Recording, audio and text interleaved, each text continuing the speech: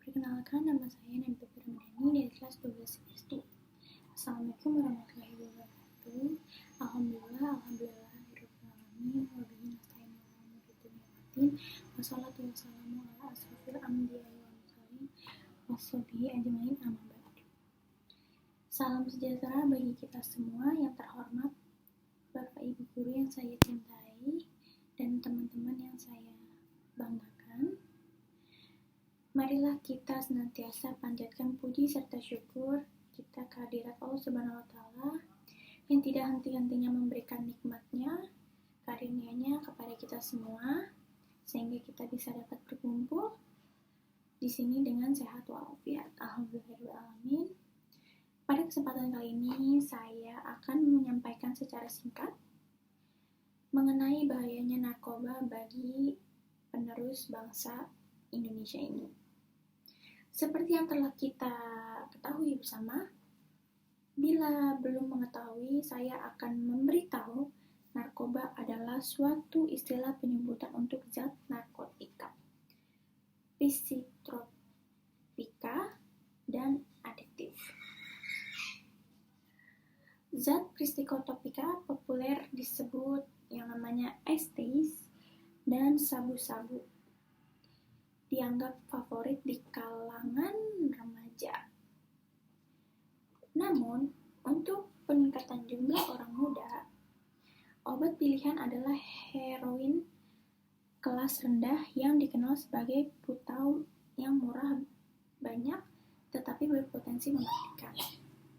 Semua jenis obat ini sudah tersedia di semua kota-kota besar, termasuk di sekolah, di bar, kafe, diskotik, maupun klub-klub malam.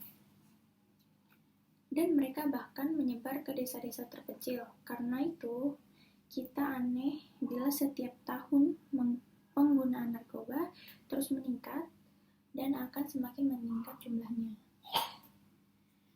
Dengan mengonsumsi obat-obat ini, berarti mereka telah menyia-nyiakan hidup mereka di masa muda. Mereka dengan hal-hal yang tidak berguna dan justru akan merusak dirinya sendiri.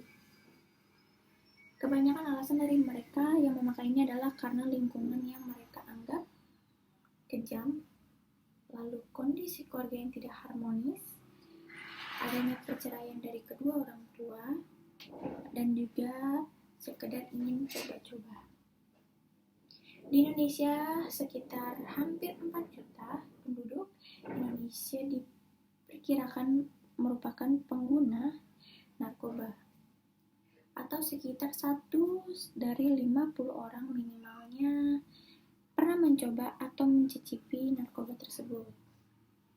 Seperti halnya di Jakarta, anak-anak muda zaman sekarang yang selalu ingin tahu banyak tentang hal-hal seperti itu, wajar sebagai bentuk gaya hidup mereka. Organisasi Buruh Internasional atau ILO memperoleh data bahwa 4% di antara pengguna narkoba itu merupakan anak-anak yang tergolong di bawah umur. Bahkan di antara mereka juga terlibat dalam perdagangan narkoba tersebut. Lebih menegangkan lagi adalah ternyata beberapa di antara mereka sudah berani memproduksi sendiri. Wow, saya sangat terkejut dengan hal itu. Selain menjual narkotika, mereka juga berani menjual sendiri. Mereka juga mengikut serta dalam kenakalan remaja, yaitu putus sekolah atau memiliki masalah ekonomi untuk menjual beli barang tersebut. Dikarenakan ekonominya tidak baik, jadi mereka mengikuti penjualan narkoba tersebut. Dari BNN sendiri, siswa SD mulai banyak mengonsumsi narkoba. Entah karena memang kesadaran sendiri atau karena memang kejebakan banyak dari orang-orang yang menjual. Salah satunya dengan merubah kemasan menjadi seperti permen atau seperti di minuman ya yang tidak dicurigai oleh kalangan lainnya. Dari beberapa laporan, ternyata banyak pedagang yang menipu bahkan memaksa para pelajar untuk mengkonsumsi narkoba tersebut. Beragam alasan yang diberikan oleh pengguna narkoba saat memilih konsumsi barang terlarang tersebut. Namun, pada umumnya,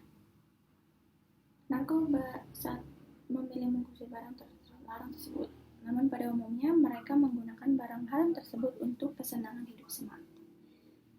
Ya, karena ketika sudah mengkonsumsi narkoba, hal tersebut akan kecanduan yang susah